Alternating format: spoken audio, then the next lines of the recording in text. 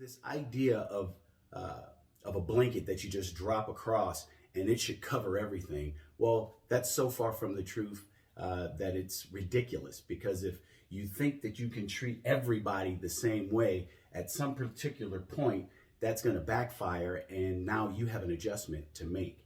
And making it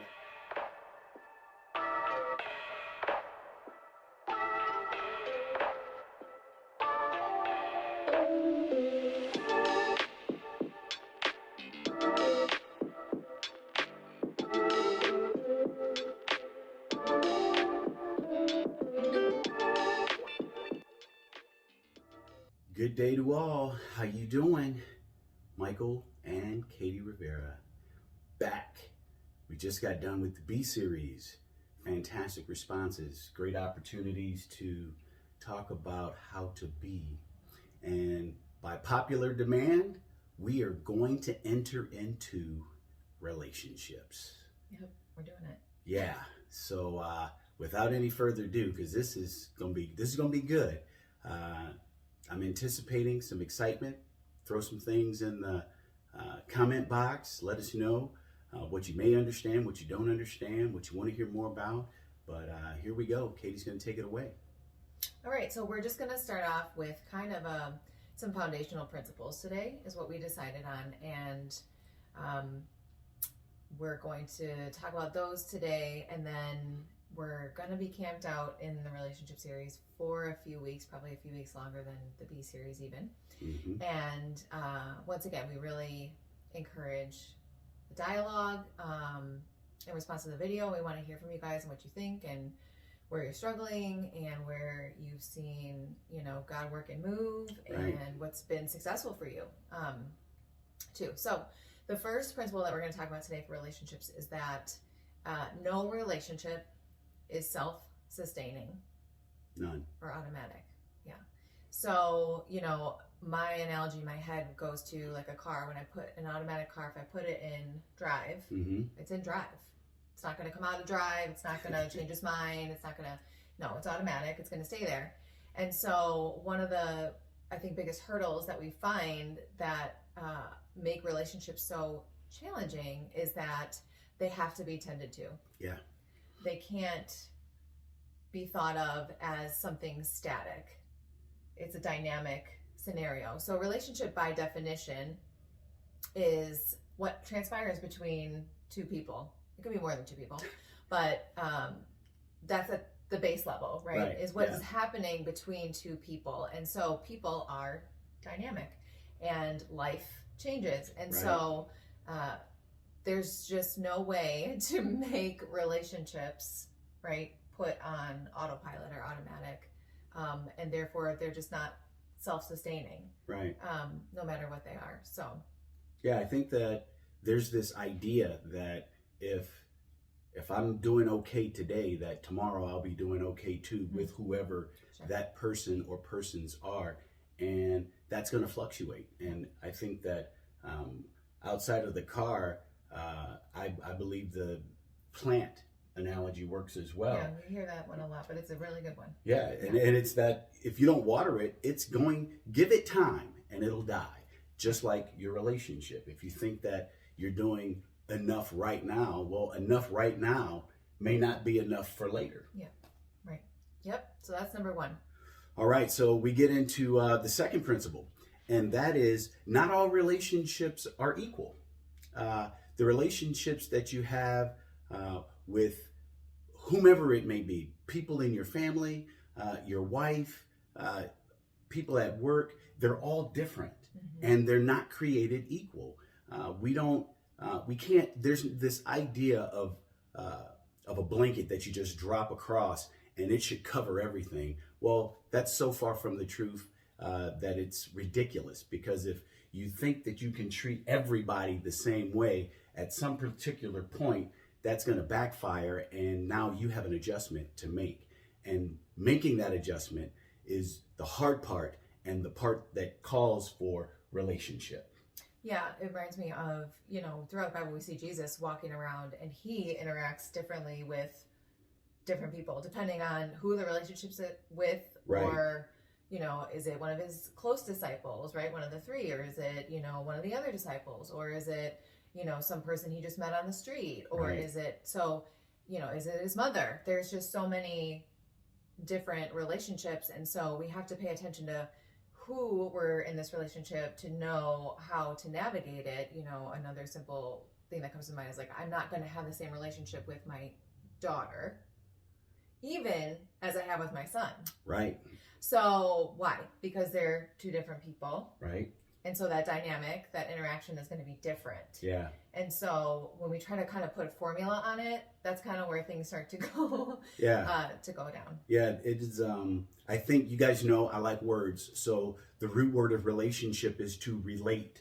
So that means almost mirror or assume a position or a posture in kind to the way you are being received, if you will. So that's why it's there's no equal part that we should expect from one person to another. We have to be able to be flexible. We also have to be able to want to relate, right? Yeah. If we don't want to relate in the relationship, then that's going to make the relationship bad or not good, Right. if you will. Yeah. But that's number two. Yep. All relationships, not equal. Yeah. So the last one, and maybe you've already caught on to this, and if you watch the B series, and if you haven't, please go back and watch it. So the third one is that really to have healthy relationships with whomever, that we ourselves need to work on our health. Now, again, this is not a static thing. So the healthy me today is going to look different than the healthy me tomorrow. And so more so of like, I'm my perfect self, or I'm the self that I'm supposed to, it's more about, am I working towards health? Yeah. Do I want health for myself? And am I working towards that?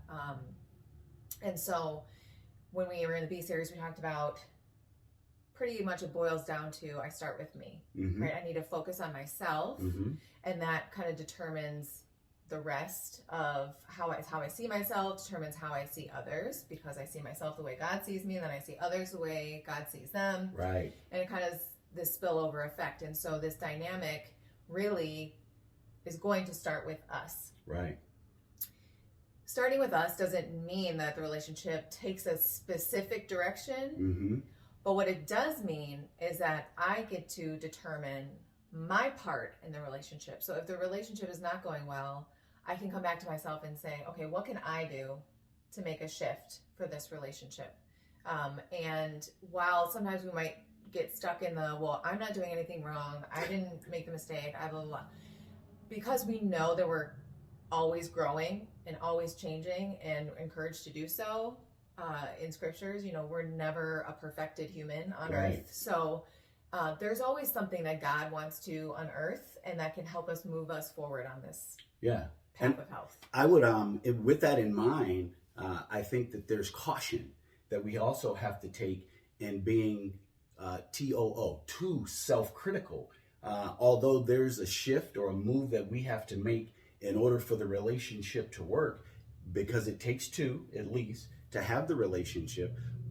But we also have to understand that if we want the relationship to work, then we might need to adjust how we approach it.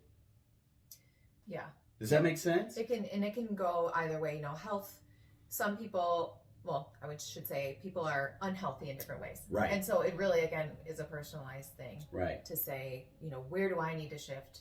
How am I coming at this, right, in a way that's not helpful to the relationship? Yeah. So these are our principles to start us out, and what we want to reiterate, and we're going to keep talking about through this series particularly, is that I am available for coaching and counseling, and it's free to be coaching and counseling. And the reason I titled that, you can probably guess, is that we're pretty stuck to this notion of our being and tending to our being, so that everything that comes out of that is what it's intended to be and works as such. And so if you are feeling like, this is helpful, but you want more, like you need to go more in depth. And we don't just talk about relationships.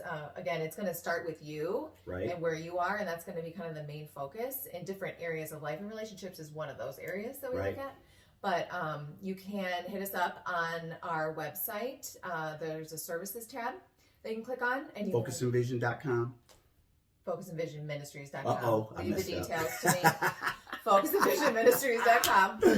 The services tab, and you can click the link to learn more, and then fill in your information there just for a follow-up, or you can go ahead and schedule even on there a 15-minute consult just to kind of talk about, what counseling or coaching, that combination might do for you. But I would love to have the opportunity to meet with anyone that's interested. So yeah, it's important to us. These are just clips, snapshots. There's a lot of depth that can go alongside these, and we encourage you to allow us to walk with you.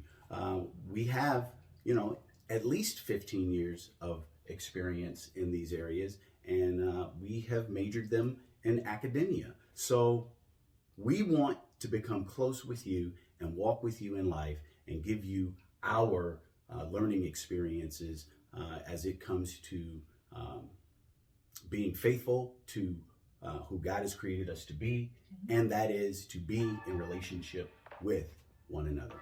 So we hope you guys have a fantastic rest of the day, and God bless you and keep you, and we'll see you next week.